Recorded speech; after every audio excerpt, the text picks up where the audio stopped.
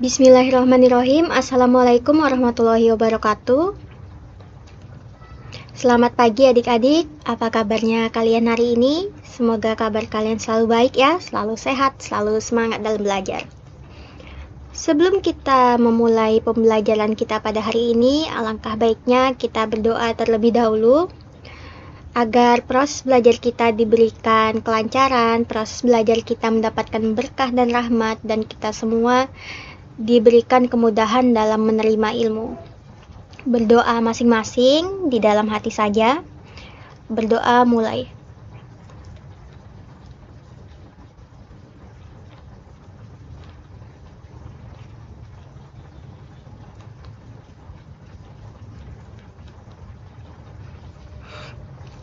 Berdoa selesai.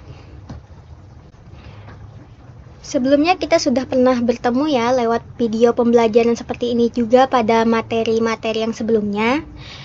Namun agar kita lebih bisa mengenal satu sama lain, meskipun saya belum bisa mengenal kalian dengan baik karena terhalang kita yang masih belum bisa bertatap muka, tapi saya harap kalian bisa mengenal saya dengan baik. Oleh sebab itu, saya akan memperkenalkan diri saya lagi. Perkenalkan, nama saya Anita. Saya mahasiswi dari YIN Samarinda yang sekarang sudah berganti nama menjadi UINSI Samarinda.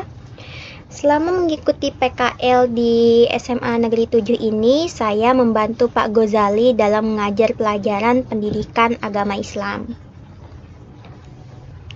Untuk mekanisme belajar kita pada hari ini, silahkan simak video ini dengan baik, dengan seksama. Setelah kalian selesai menyimak video ini, silahkan tinggalkan komentar berupa nama dan kelas kalian.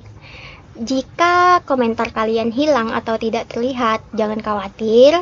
Komentar kalian tetap bisa saya lihat lewat akun saya. Oleh sebab itu, setelah kalian menonton video ini, langsung tinggalkan komentar kalian ya, berupa nama dan kelas kalian.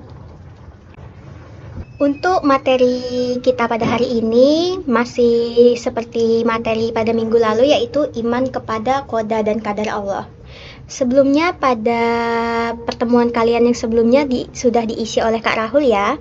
Jadi pada pertemuan kali ini saya tinggal melanjutkan saja. Untuk pertama-tama saya akan mengulas kembali tentang makna atau pengertian dari iman kepada qada dan qadar Allah. Jadi, qada dan qadar identik kaitannya dengan takdir. Untuk lebih jelasnya, mari kita simak pada PPT ini.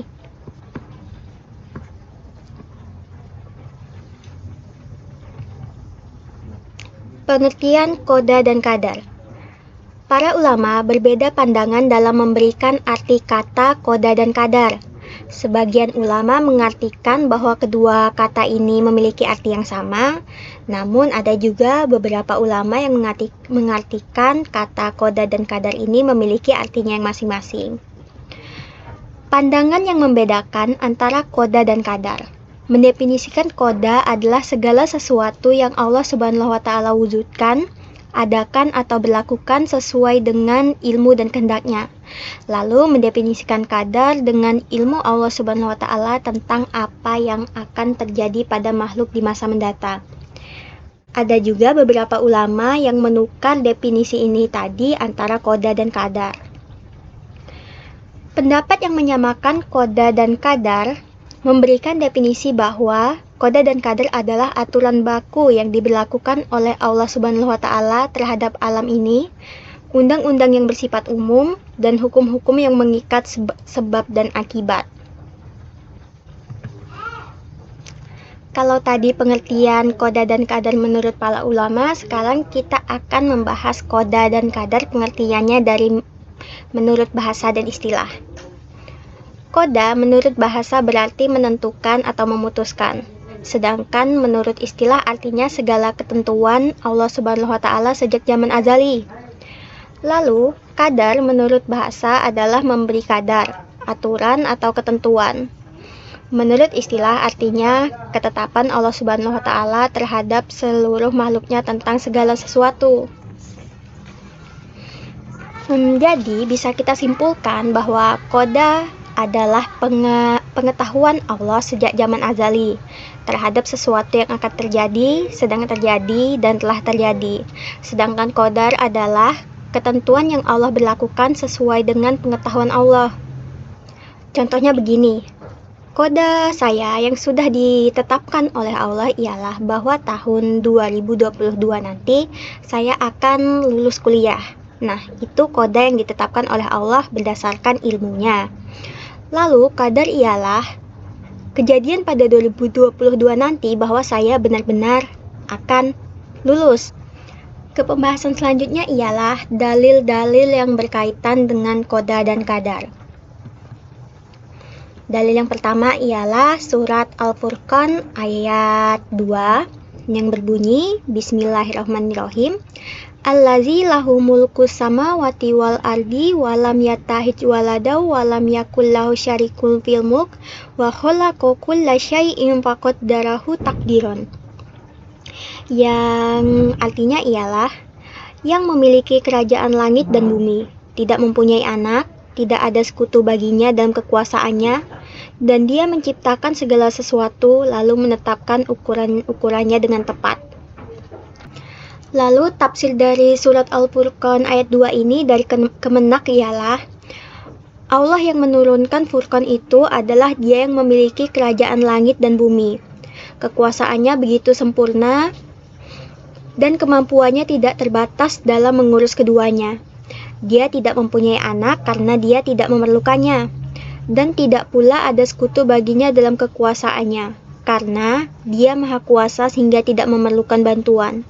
Dan Dia menciptakan segala sesuatu lalu menetapkan ukuran-ukurannya dengan tepat, teliti, dan penuh hikmah. Jadi, pada surat Al-Furqan ayat kedua ini, pembahasan tentang qada dan qadar tetap terdapat pada bagian akhir dari surat ini. Jadi pada pembahasan qada dan qadar di ayat ini ialah Allah menegaskan bahwa Dialah pencipta dari segala sesuatu. Allah juga menegaskan bahwa Dia menciptakan segala sesuatu sesuai dengan hikmah kebijaksanaannya dan mengaturnya menurut kehendak dan ilmunya karena Allah Maha berkuasa atas segala sesuatu. Lalu ke dalil yang kedua ialah dari surat Al-Qamar ayat 49 yang berbunyi Bismillahirrahmanirrahim Inna kulla syai'in khalaqnahu biqadr, yang memiliki artian sungguh kami menciptakan segala sesuatu menurut ukuran. Lalu tafsir dari surat Al-Qamar ayat 49 ini dari Kemenak ialah bahwa seluruh makhluk diciptakannya sesuai ketentuan dan hukum-hukum yang telah ditetapkannya, dan segala sesuatu akan terjadi sesuai ketetapannya, tetapi manusia wajib berusaha. Pembahasan tentang qada dan qadar selain terdapat pada ayat-ayat Al-Quran juga terdapat pada beberapa hadis. Salah satu hadis yang membahas tentang qada dan qadar ialah dari Abdullah bin Amr bin Al-Ash. Nabi Shallallahu Alaihi Wasallam bersabda, Allah telah mencatat takdir setiap makhluk sebelum 50.000 tahun, sebelum penciptaan langit dan bumi. Hadis riwayat Muslim nomor 2653. Jadi itu tadi dua ayat Al-Quran dan satu hadis yang membahas tentang qada dan qadar. Lalu ke pembahasan selanjutnya ialah tentang hikmah dan manfaat iman kepada qada dan qadar. Nah, jadi kenapa sih kita harus mempelajari tentang iman kepada qada dan qadar? Nah, tentu saja dengan mempelajari iman kepada qada dan qadar kita akan mendapatkan kebaikan, terutama hikmah dan manfaatnya. Beberapa contoh dari hikmah dan manfaat yang bisa kita dapatkan dari mempelajari iman kepada qada dan qadar ialah yang pertama, kita menjadi lebih mudah menerima dengan ikhtiar dan tawakal atas segala keputusan dari Allah Subhanahu wa Ta'ala. Yang kedua, akan muncul sifat qanaah atau menerima apa-apa yang Allah Subhanahu wa Ta'ala berikan kepada kita. Yang ketiga, menjadikan diri sebagai pribadi yang selalu bersyukur. Yang keempat, menjadikan diri sebagai pribadi yang sabar ketika menghadapi ujian. Dan yang kelima, memiliki sifat rendah diri karena merasa tidak mampu apa-apa tanpa izin dari Allah Subhanahu wa Ta'ala. Itu tadi beberapa hikmah dan manfaat yang bisa kita dapatkan dari mempelajari iman kepada qada dan qadar Allah. Nah, sekian materi kita pada hari ini. Kurang lebihnya saya mohon maaf. Jika ada yang kurang dipahami, silahkan ditanyakan. Boleh bertanya di grup WhatsApp, boleh bertanya ke saya secara pribadi, chat saya pribadi. Tidak usah segan. Sekali lagi, kurang lebihnya saya mohon maaf. Wassalamualaikum warahmatullahi wabarakatuh.